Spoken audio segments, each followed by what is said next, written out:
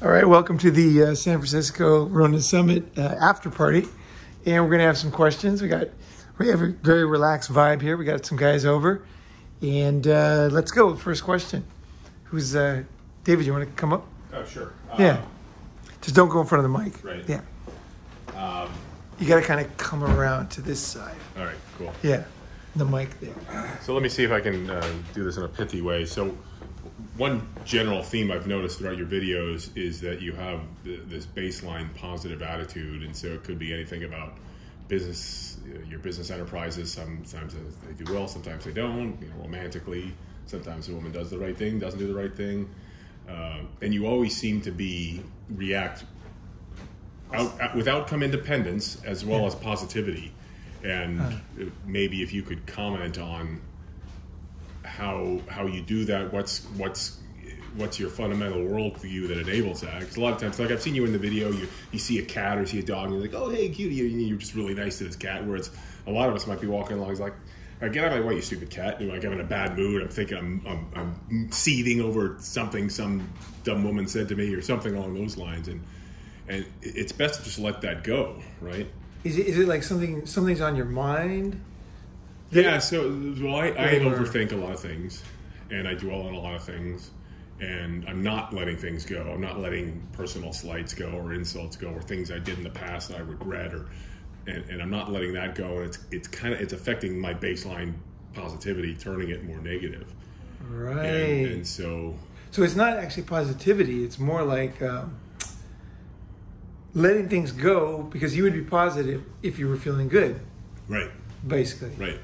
Yeah, and then if you're not feeling good, or if your mind is thinking a schedule or a problem or whatever. It could be that this meeting, it didn't go well because I didn't handle something well, or someone asked a question with an attitude, and it kind of downward spiraled from there. And so I'm mulling over, what did I do wrong? What could I have done better? Why did that guy fuck me? Or whatever the case may be. And it's just, sometimes you have to let it go, right? Like you're on the golf course and you hit a bad golf shot.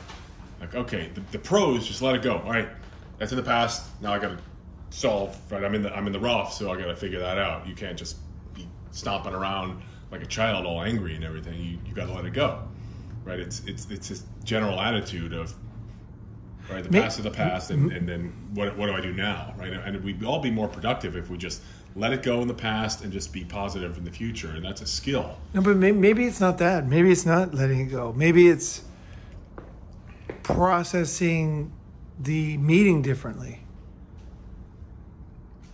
Instead of letting it go, instead of being angry and then letting it go, maybe it's like processing that meeting itself, right? So that like at the meeting, like what would be a good example? Like think of something like maybe like a good example of something like a meeting, and somebody said something. How did you feel? What happened? Like right. So let's say I'm on a sales call. I'm selling some sort of high-end software or something along those lines. You develop a presentation, you deliver it. You're handling objections, which is a positive thing, right? Because if they're throwing up objections, that means they're thinking seriously about the product. And then they say something non-committal, and then you start dwelling over it, and you say, well, gosh, what did I say there? Did I answer that question right? Or you just start mulling it over, or someone new entered the process and just started threw a monkey wrench in the whole process. Right. Oh, that guy I'd never seen before, and he came in as really negative, and it messed everything up, or something. But just something negative happens. It's unexpected, and then it takes your attitude down. It makes it negative, and then you're negative for a couple of days, and that's not productive in any context, right?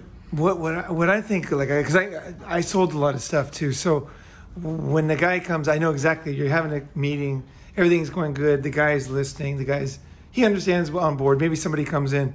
Maybe they don't even know as much. Maybe they're not even like supposed to even be there, right? Mm-hmm. And then they say something that just gums up the whole process because they don't like you for some reason. You know what I mean? You feel like that. Mm-hmm. What I do is I immediately am thinking, how can I change this guy's mind? Like what can I do to what can I do to, like, what maybe talk to somebody who talks to him, who knows him, or who might know this guy, who might influence this guy. Or sometimes I think with those guys, those are like people who always have objections.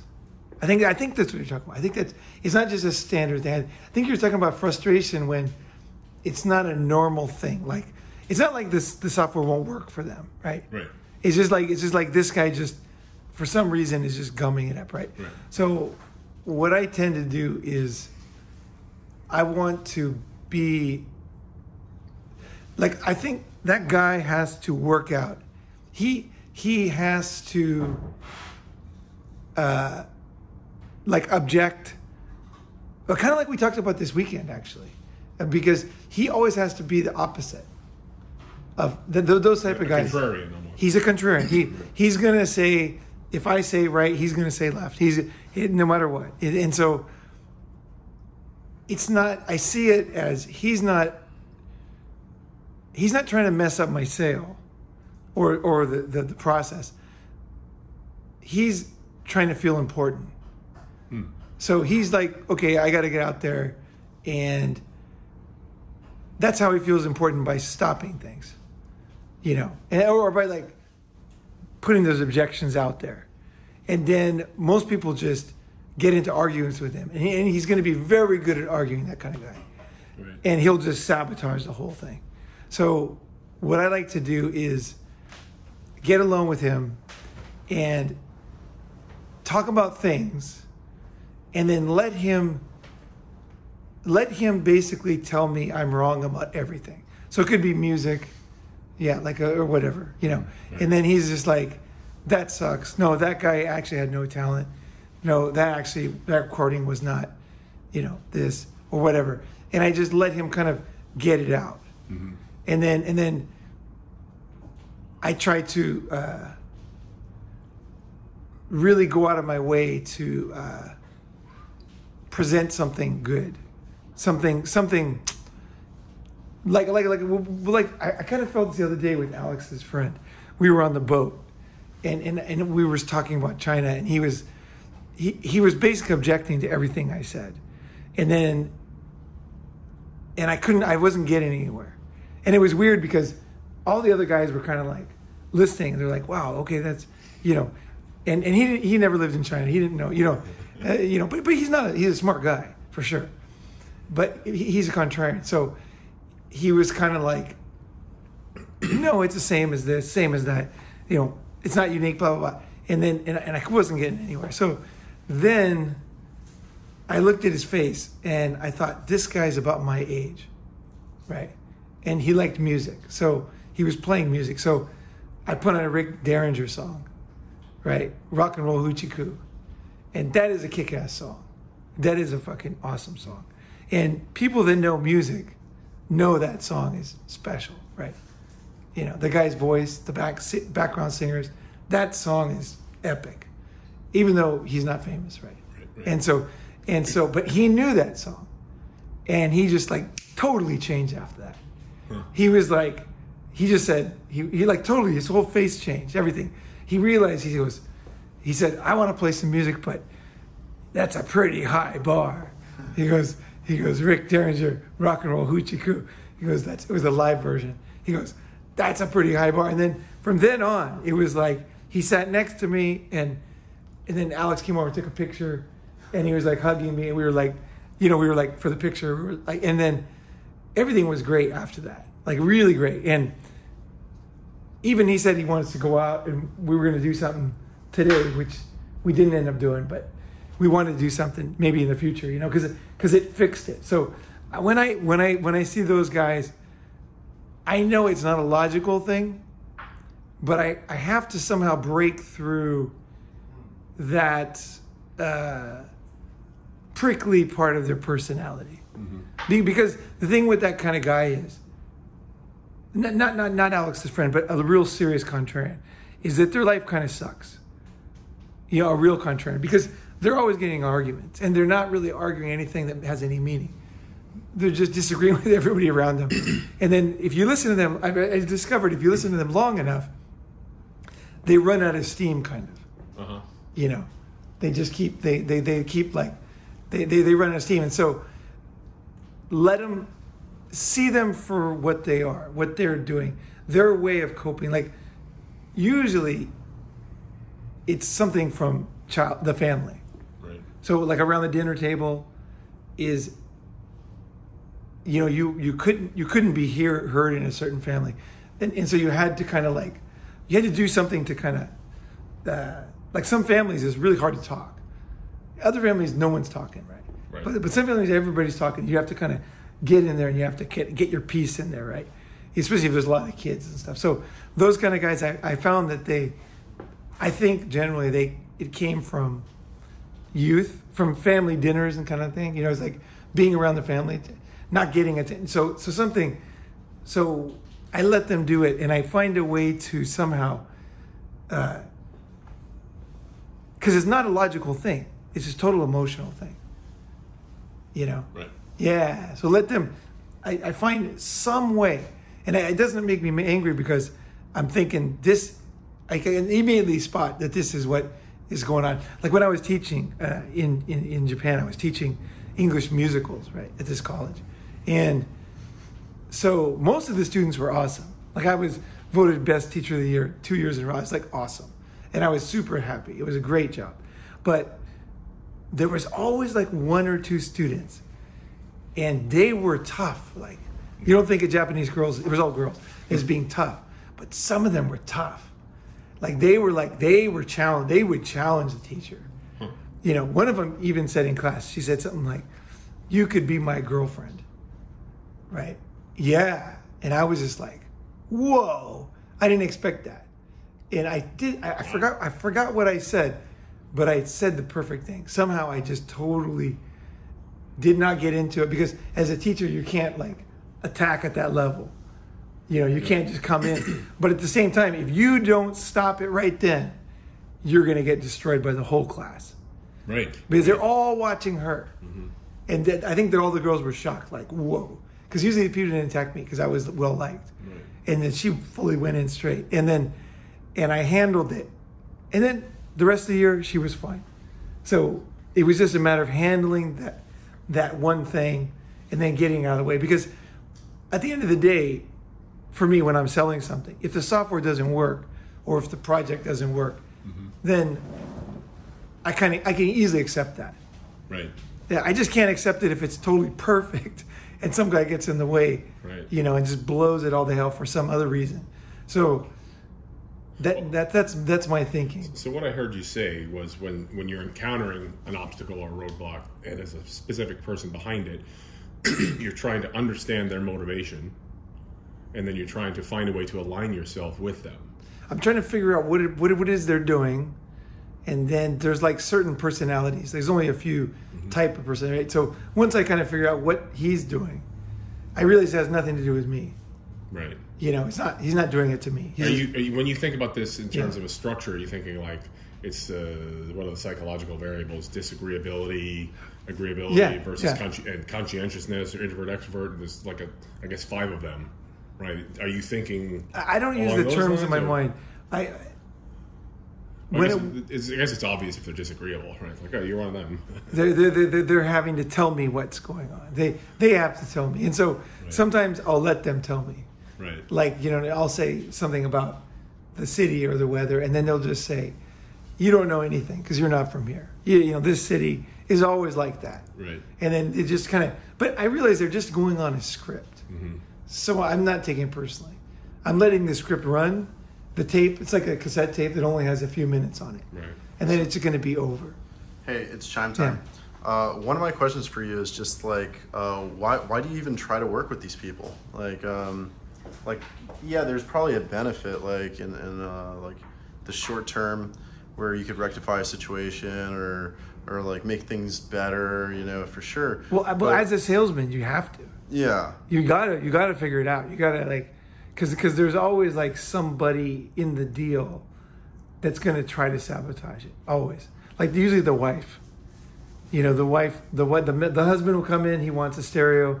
he wants something, and then the wife will come in, and then she'll be just like, you know, you always buy this, or salesmen never tell the truth, or she'll just say something, and so you have to figure that thing out, because the reason why is because people are not good or bad. They can be very nice once you get through that. So it's a matter of getting through that veneer, or that kind of antisocial part of themselves, or sometimes like real doubts. Like sometimes they're really smart too. So I'm very careful too, because you know sometimes like the guy's like looking at me and he's like, he actually, I think he's a contrarian, but actually the dude really knows what's going on, and he understands the whole thing, and he's like, look, I understand the whole thing, but at the end of the day, this is going to happen. And then I'm like, oh shit, this guy really knows. And then I give up, you know. But it's a challenge too. It's a challenge. It's the same as when you go up and there's a bunch of girls in a bar, and there's always going to be girls going to cock block, right? So you have to know how to get around that, so that you can talk to the girl you want to talk to, right? So there's always somebody there. But if you don't learn how to do this, what happens is you can't. You have no power. You're always getting shut down by people. You want to learn how to handle it, just to get through it. And then at the end of it, like I say, at the end of the day, if it doesn't work, it doesn't work, right? And I just want to find out, does it work or not, you know? So I've had scenarios where I was like at a party, and there's like a guy who is a total contrarian, and it's like kind of ruining the vibe. And there'll be like a cute girl that I'm trying to like get close to, you know, get friendly with. And I know that I have to like kind of not deprogram, but like kind of sizzle down the situation with this guy so that we can get the vibe back, and then I could keep, you know, getting with this girl. Sure. You know, so like I've been in the situation you're talking about, and it makes a lot of sense in the short term. Like one of my questions is, I actually have a family member, like I have an aunt that like contrarian, starts situations all the time at family gatherings. Right. And it's not something that like, it's kind of exhausting. Like every family gathering, am I going to like diffuse the situation? Like I'm not always like, I think this is a different proper situation. mood. Yeah, no, it's pretty sour. Let me go back to the contrarian first. Okay. And then we'll go to that one. The contrarian, there's another thing you can do that's very interesting that I learned in NLP is, okay, so there's a classroom, right? And there's a row here, there's a row there, there's a row there. Contrarians are always sitting in the same seat physically. They have like it's almost like mathematics. They sit in a certain chair, and I can't remember what it is now, but when I get to a classroom, as soon as they start talking, I'll figure it out. You might think this is strange, but try moving people around. Just really dumb, but just like, okay, you stand over here. Okay, you sit here, and then you go over there. And just that simple. You know. So and then you just do that simple thing, and then you'll see. Those will be like, oh, okay, and those will sit in another place, and then they'll act totally differently. So yeah, physical seating and angles. It sounds crazy. I swear to God, try it. Dude, I have a crazy question. For the anchoring. Yeah. Well, no, you're not anchoring. They're anchored. I mean, their own anchors. You're getting them out of their whatever pattern they're in. Right. So like, so my crazy question here is, like, yeah, I totally get what you're talking about. How they're like mathematical or methodical. There's a certain pattern going on, and like the pattern is like, one, they're like a self-saboteur. Like they're like totally, they're actually undermining themselves when they like ruin the situation. Well, that's the thing. See, that's the thing. Is it the people. We've all got problems. Right? We've all got issues we work on, right? But people like that, I found that they want to be understood just like everybody else, right? But they do this subconsciously. They don't even think about it. So when you can somehow get over it, it's almost like they're relieved that they don't have to do that anymore. You know, they don't like doing it themselves because it's not productive. It's some coping skill they got and it doesn't work anymore. And it's tiresome for them. Like they're tired of being them with that kind of thing. And so when you get them past that, they're always like, you know, I think everybody kind of wants to be happy and normal, right? So if you can help them to get it past it, they will really like you because they know you could attack them, or you could. I think at some level they know what they're doing, kind of, you know. So when I'm in a situation and then something's frustrating or somebody's doing something, I'm trying to figure the thing out. I'm just like, what the fuck is going on here, you know? Ooh. And then once I kind of get if I figure out, it's enormous satisfaction, you know, it's a very, very satisfying actually, because you're able to handle. And I think I suspect it would be the same managing people, having kids, students, you know, whatever, you know, just because at the heart of the day you're trying to help, you're trying to figure out. So that kind of so with the frustration at the park. Let me finish. I was just thinking about this. But I was thinking, like, the frustration Austin, is that think about what the assumption that I'm doing. Okay, here's the thing. If there's a problem, right? The one thing I hate is when people say, well, I know the answer, but I don't do it. Right? People say, I know what I need to do. You know, I need to eat less and walk more, whatever. But the problem is they never know that's not true. They're always wrong. That's why it doesn't work. It's not that it's because people assume it's self-discipline always. But often they have the wrong idea about how to do something. But they never question that. They just say, don't tell me, I know what I need to do. I just need to, you know, do this and do that. And they don't sit there and say, maybe I don't know what I'm doing. You know, maybe this is not working. I don't know why. You know, maybe there's another way to do this. Because if you can't get motivation for something, then you don't know how to do it. Because something that works, you should be able to be motivated for. It should happen pretty naturally, you know, fairly easily. So I think with the question of getting over is assuming that I would have those same experiences and then go to the park and see the cat. But not that I don't get frustrated. I do get frustrated, for sure. I get frustrated. But instead of thinking about, I should forget it, I think, what was that thing that happened? And why did I, the way I did when I was in sales in the beginning, it was so frustrating for me because nobody bought from me in the beginning. And the other guys, everybody bought from. And I couldn't understand what they were doing different. I just felt like the customers were no good, you know, the ones I was talking to. Like, they didn't want to buy anything. They didn't have any money. So I could tell the manager, he doesn't have any money. And then I would walk away. And then another salesman would walk to him, and the guy would buy like a $1,500 video recorder. And I was just like, really frustrating to see that, you know. And they would kind of ignore me even when they left the store, like when they're writing it up, you know what I mean? Because I didn't, you know, I wasn't able to unlock whatever it was, you know. So I think it's always, when it comes to like sales and stuff, always figuring more out, always learning. It's so crazy because you gotta want to do better for yourself and to realize that you've got to get out of a self-sabotaging way.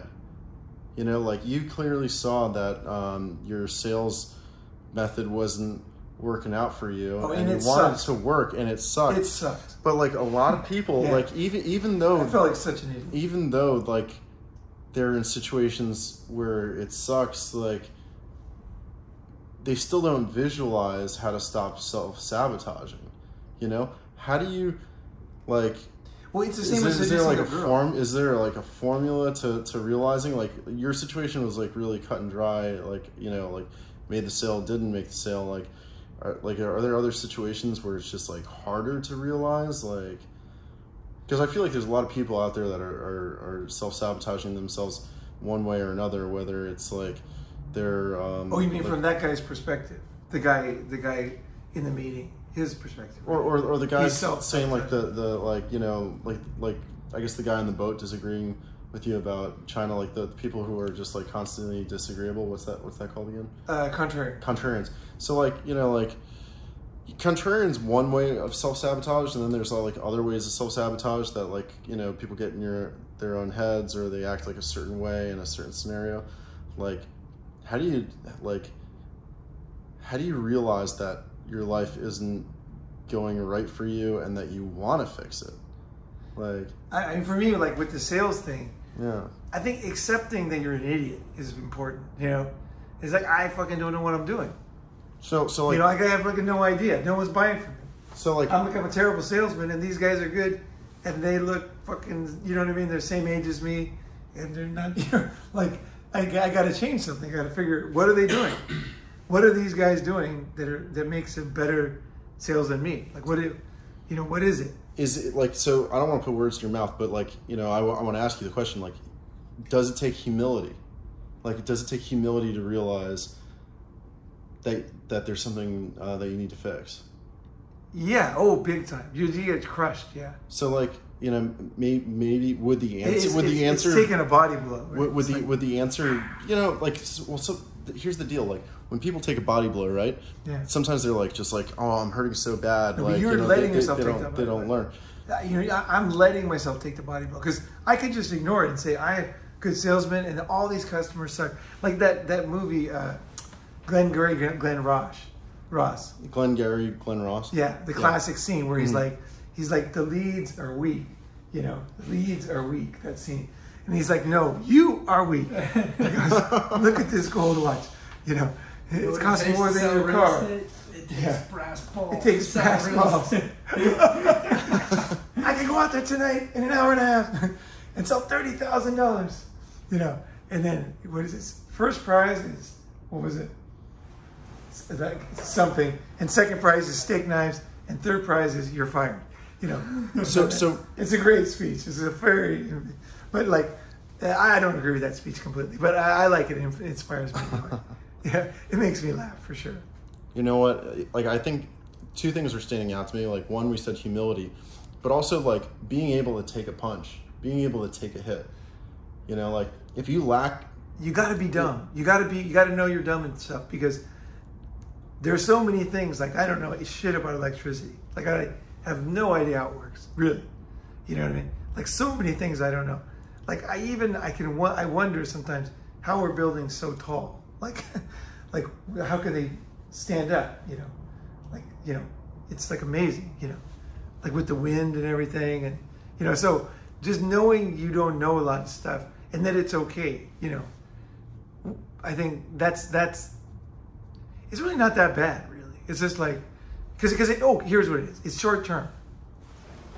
It's short term because you're just saying, oh, I'm not good, you know. And then like for example, sometimes it's harder.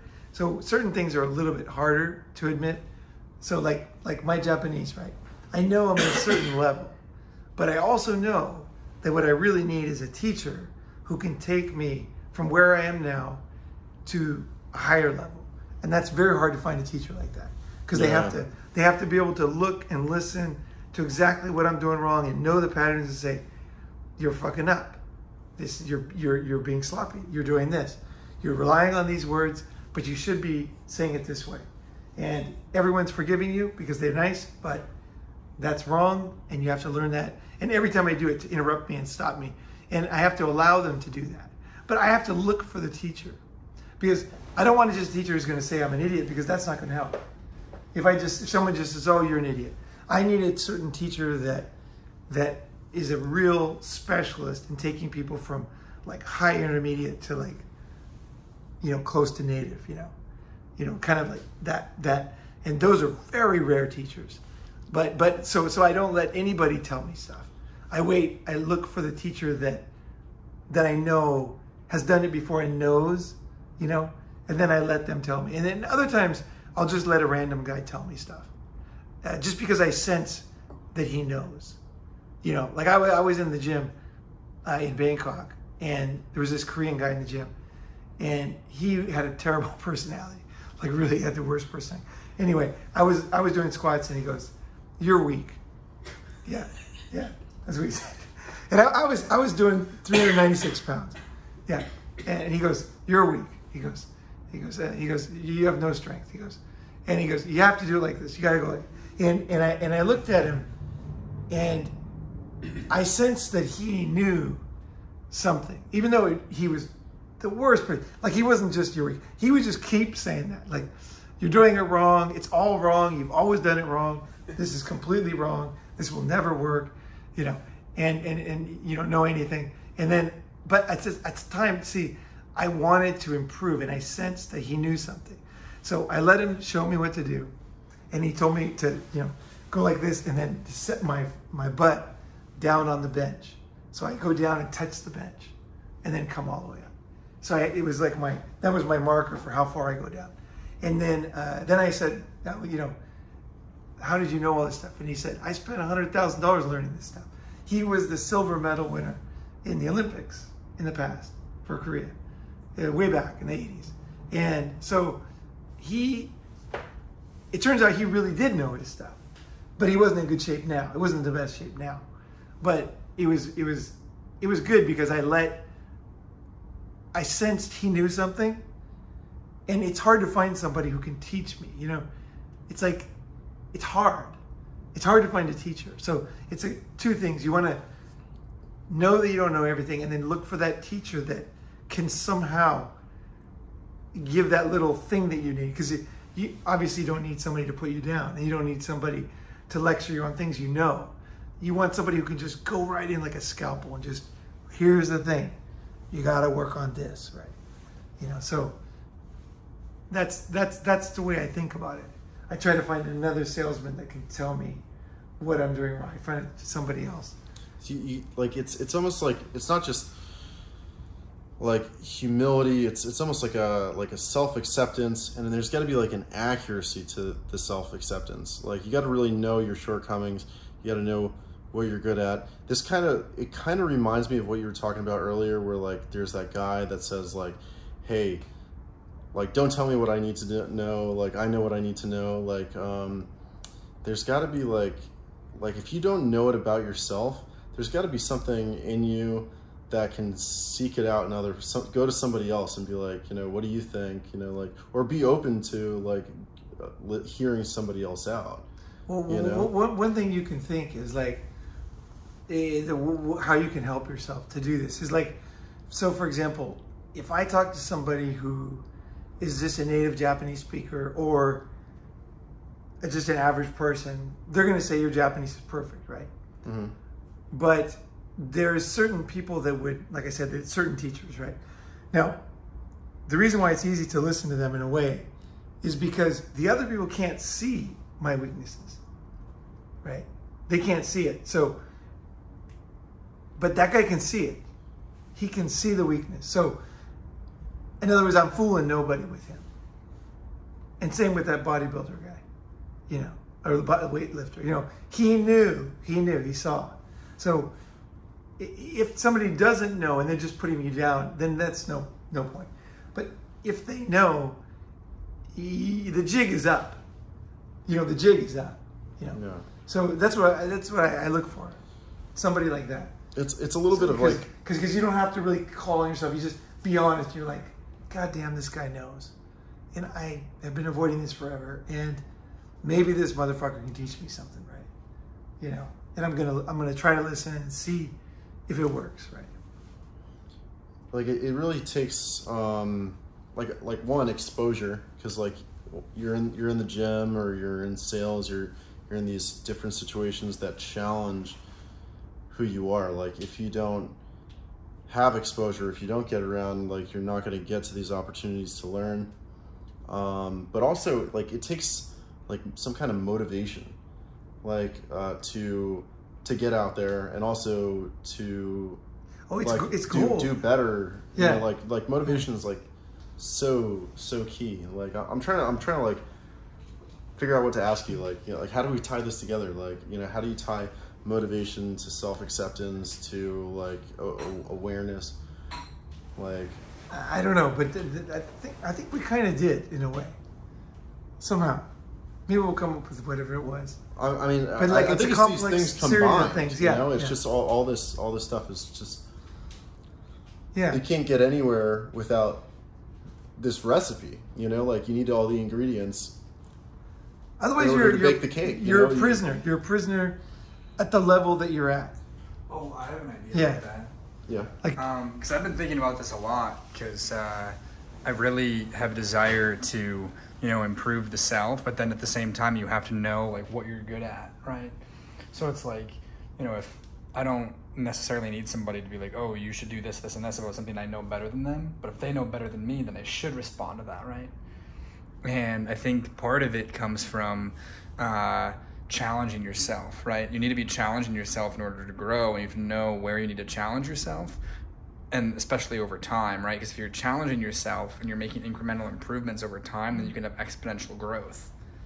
But like you need to find that balance of, if it's too much of a challenge, then you just end up failing, right? Like you use the willpower. Like it's like, oh, I'm 300 pounds, but I'm going to lose 100 pounds in a month, and I'm going to do whatever. And it's like, that's not going to work. But then if it's not challenging enough, then you don't gain. Right. So like if you can find a way to have constant challenge in your life, just but in one a at a manageable time. One way. at a time. Yeah. Yeah. And one at a time, right? Yeah. Because like I always like somebody. I had a picture, and then online, and then this girl said, the White Sox gotta go or something, and I had white socks, right? And then I kind of and she was a pretty cool chick. She was this black chick from Florida, and she was totally into me, and she said, so she wasn't like saying mean. She was just like, she was saying, you got your shit together because I like you, and you gotta look cooler, kind of thing. And I was like, I always wore white socks because they breathe, right? They're easy. They like cotton, and I walk a lot, right? So I always felt like because the colored ones, they don't breathe as much, right? So I kind of had my own logic why I wore these socks, right? But then I looked at the picture, and I thought, that looks totally dorky. She's fucking right. And then I looked at the rest of my clothes. I thought, my clothes look pretty fucking dorky. Like obviously I work on things, but I wanted to improve on what I wore, right? And so then I just had to be honest with myself. I kind of laugh at my picture. And then she was right. And so then I threw the white socks away. I got other socks, and I never did it. I changed, and then with that came other changes, right? So it's like you make one little change, right, the socks, and then the other changes come. So you don't have to say, oh, I'm going to choose everything, change everything, and then you find strategies to do it, like thrift stores. You can get pretty cool clothes for like nothing, right? Mm-hmm. This shirt's like $5. These pants were almost free, right? So it's easy. You can do it. You can improve that kind of thing. So that was very satisfying for me to improve my fashion, what I was wearing, because I always felt like, oh, what the mind is more important, and like I've always my basic strategy has always been get in killer shape and you look fucking good. Mm-hmm. And other idiots spend a lot of money on clothes, but they look like shit, right? Because you can't put a mini skirt on an elephant, right? It doesn't look good. So that was always my belief. So that kind of belief helped me to get in shape, But then once I did that, I wanted to do more. Because why not be in shape and have cooler clothes, right? Like why not do both? Why not do both? So like, but it was a little bit of a hit, because especially something that you've done, like everybody buys clothes, wears clothes all the time. So to look like an idiot, it's not that easy to accept, yeah. But I started with the socks, right? I just got rid of the socks, yeah. And I still have a thing with the shoes because I like walking shoes, right? So I know like cool shoes, usually you can't walk in them that much, super cool shoes. And I kind of like am willing to compromise because I really like to walk, So like it is a balance. Like I'll challenge myself, and then sometimes I'll back up and say, wait a second, fuck it. I need to walk. That's most important, Yeah, but I still try. I go in there, I give it another try, be wrong again, and then I start looking around at other people, what they're doing, what is everybody wearing, what is everybody doing, and then maybe try on other clothes. Like I go to Chime Time's house and I try on some clothes, and then that it's true. That gave me ideas for like buying new stuff or new fashion.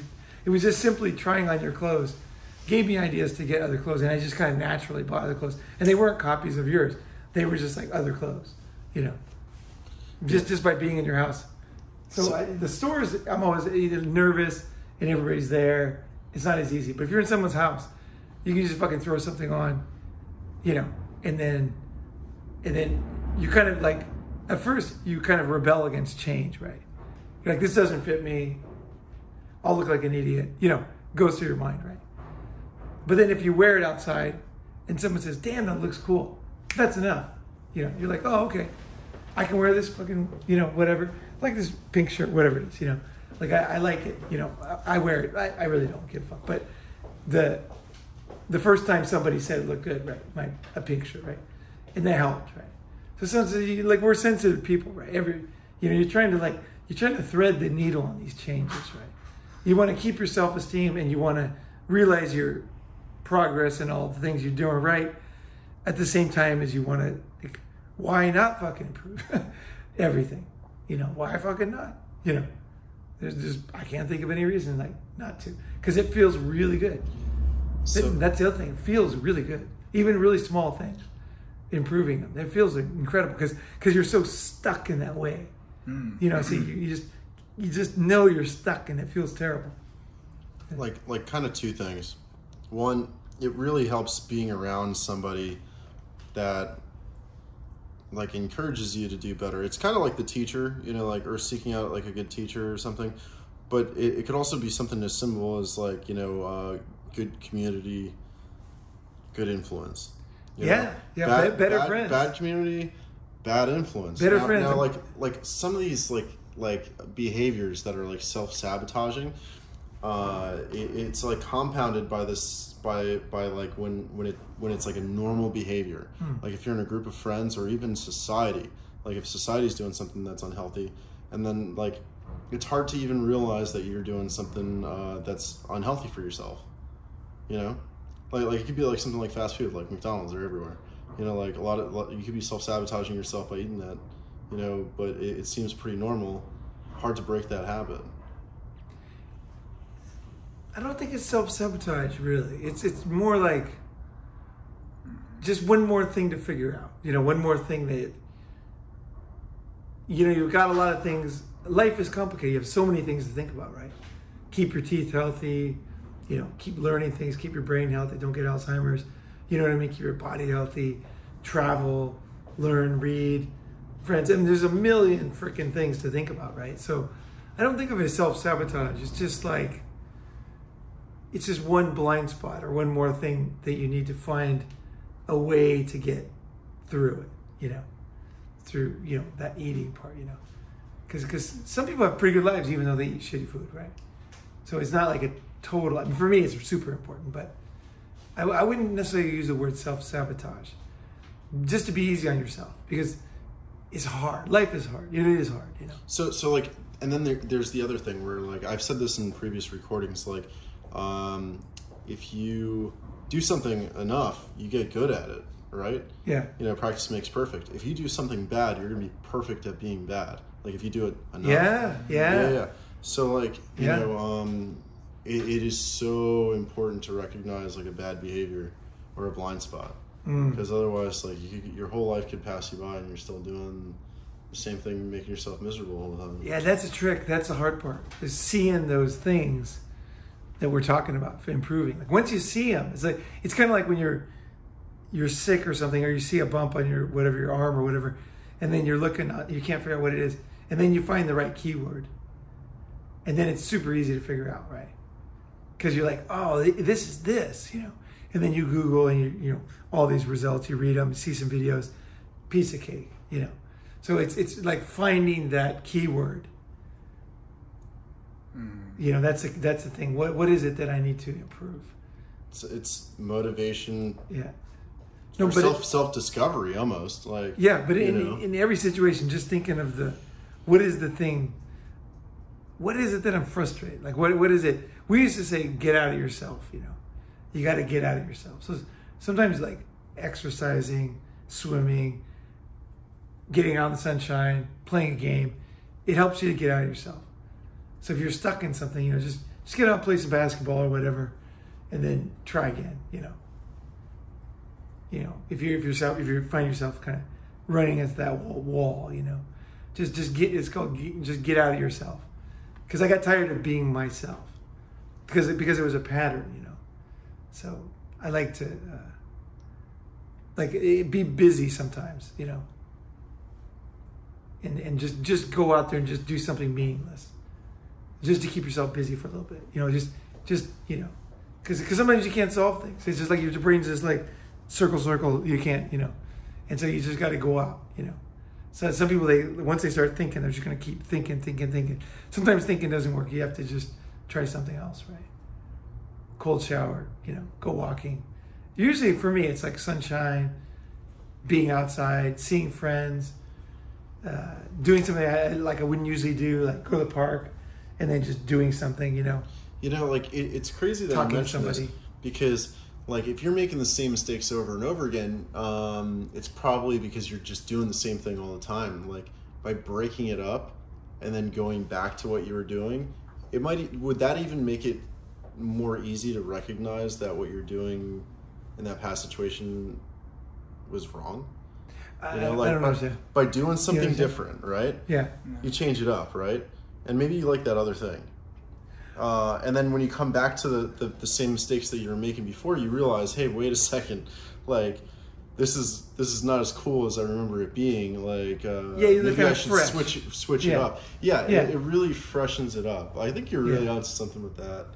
You just get out and then you meet a friend for lunch, go out and do something. You could create motivation for change in your existing scenarios as long as you just do something else, and being open to switching it up and changing, and just doing something random. That beginning of change will make it easier for change in the future, even if you go back to the situations you were at and change those. Mm-hmm. Yeah, for sure. And then also I just I'll just bring it in here pretty soon, but the socks thing, that, it was amazing how the different socks led to other changes naturally. And I'm just realizing right now talking to you guys, I didn't even know it at the time. I just got the socks, and then now I think about, I got better clothes than I had, And when did that start? I was like, the black socks, that was it, off the white socks, So, you can't necessarily see how one small thing will change other things, right? But kind of like at the summit, everybody was saying at the closing meeting, everybody was saying, I learned this summit. And the funny thing was, we didn't talk about those things at the summit. So that was interesting, because they learned things that weren't said. So sometimes you're ready. You're ready, right? So they don't think of it as like a chart that goes up. It can be flat, and then straight up, just skyrocket, So just try these things, try those. Don't feel like, I did this thing and it's not working, Just realize that change is always weird. It is definitely not like this, So anyway, anything else? You guys got anything else? No, I think we got it. We got something good going on here. All right, we did it. All right, yeah. Dude, we didn't think we were going to be able to do it tonight. We weren't sure when we started, A whole summit went by. We were going to talk the after party. we were going to talk about sex. We ended up talking about something totally different. Malcolm, you got to come through with the questions for next time. And we'll do the sex episode. All right, thanks for watching. Thanks.